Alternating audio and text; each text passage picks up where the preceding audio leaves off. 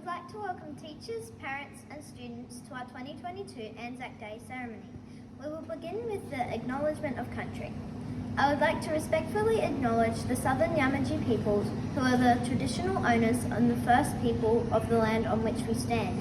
The Ngadi Wulinya Amagur, I would like to pay my respect to the elders past, present and future, for they hold the memories, the traditions, the cultures and hopes of the Southern Yamatji people.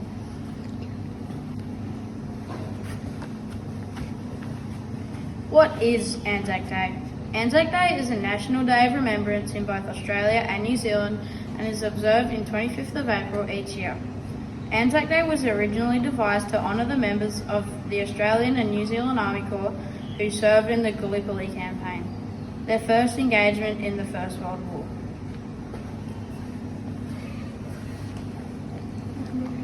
ANZAC stands for Australian New Zealand Army Corps, the name given to the body of troops raised by the two countries to aid the British Empire in the Great War. Throughout the war, Australia and New Zealand troops, or diggers and coolies, would live, fight and die alongside each other, creating a bond between the two nations that still exists today. ANZAC Day is linked with the landings at Gallipoli in the Dardanelles Strait on the 25th of April 1915. On this day, ANZAC troops were committed to their first major action of the war, and though the campaign would ultimately prove a bloody failure and leave more than 8,000 Australians dead, it marked the beginning of ANZAC legend.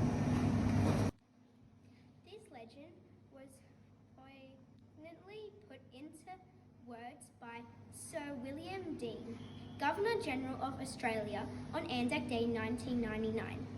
ANZAC is not merely about loss. It is about courage and endurance and duty and love of country and mateship and good humour and the survival of a sense of self-worth and decency in the face of dreadful odds.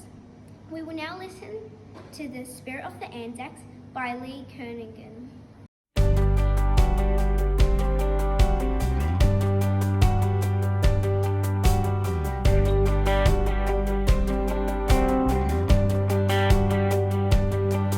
He's a drover drifting over western plains.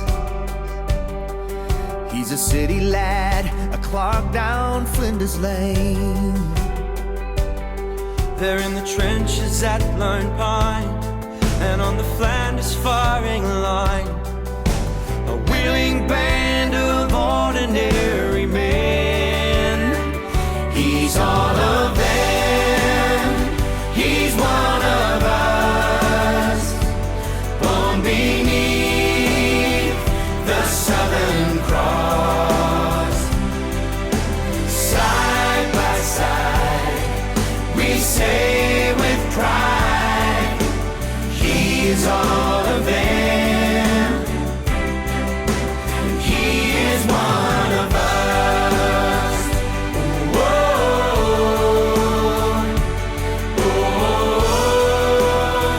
whoa. He's a pilot on a midnight bombing raid. He's an able seaman on the Armadale. She's a nurse in Vietnam. They're on patrol in Orscam. Sons and daughters rising to the call. She's all of them, she's one of us, born beneath the Southern Cross. Oh, side by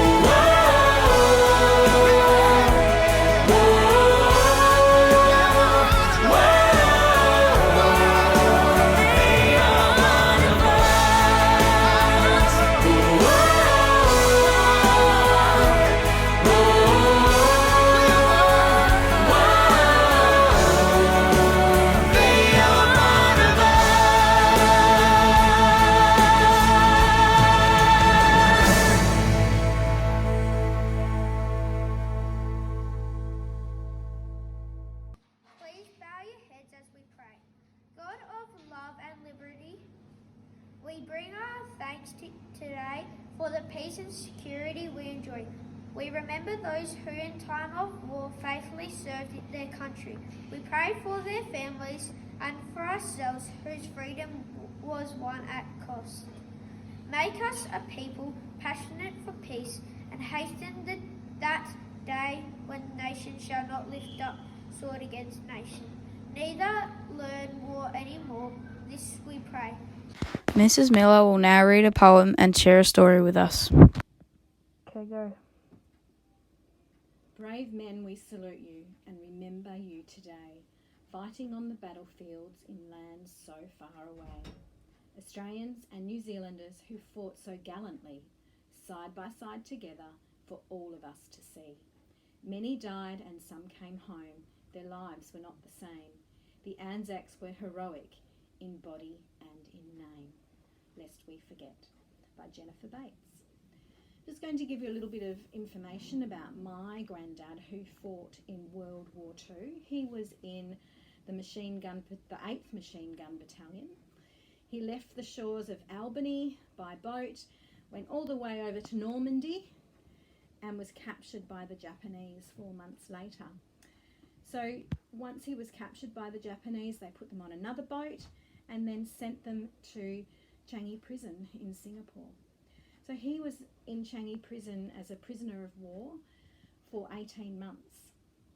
And he would never ever talk about what happened. But he was very, very interested in world issues. So watching the news every day was something that my granddad did. And if us kids made a noise whilst he was watching the news, he would nip us with his toes. And we would always ask him, why are you so strong with your toes? And he'd pick things up with his feet and do quirky things like that. And we found out through one of his comrades who was at the prison with him that my granddad actually used to work in the infirmary where all the sick men were taken. So my granddad, because he had some medical knowledge, used to work in the infirmary every day. And on the way to the sick bay or the infirmary, he used to walk past the chicken coop or the hen house. And what he would do, because where the hen nests were, he couldn't reach his arm in to grab the eggs, he would actually use his feet.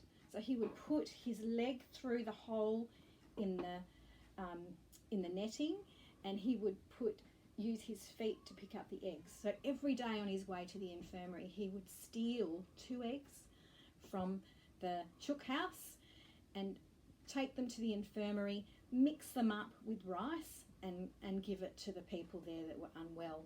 And because eggs have lots of protein in them, it helped a lot of those men as well.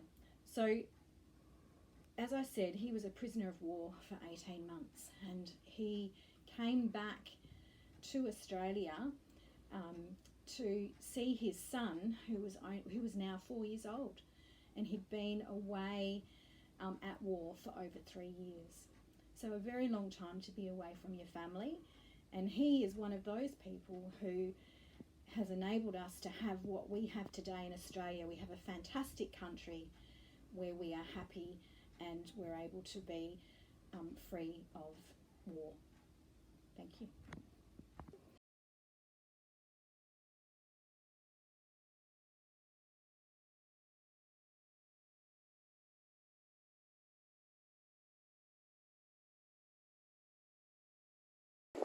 Please stand for the ode, which will be followed by the last post and followed by the last They shall not be as that we are left go on.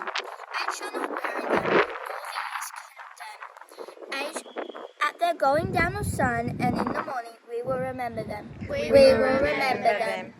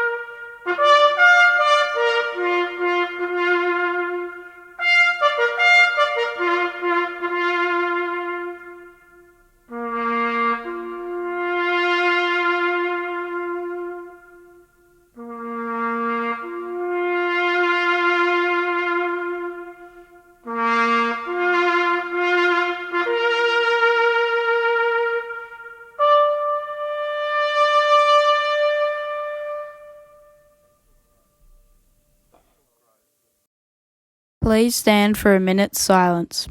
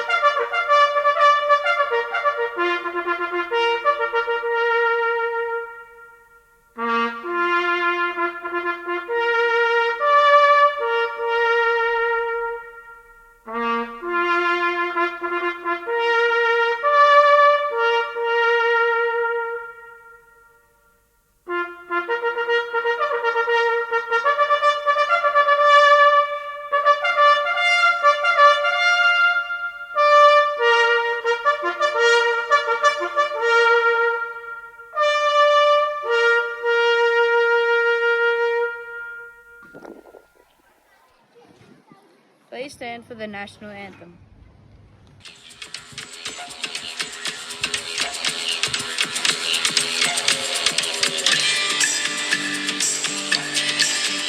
Australians, oh, let us rejoice, for we are young and free. With golden sword and 12 for joy, our home is girt by sea. Our land abounds in nature's gifts of beauty rich and rare. In history's page let every state and God's Australia fair. In joyful strains then let us sing, God's Australia fair.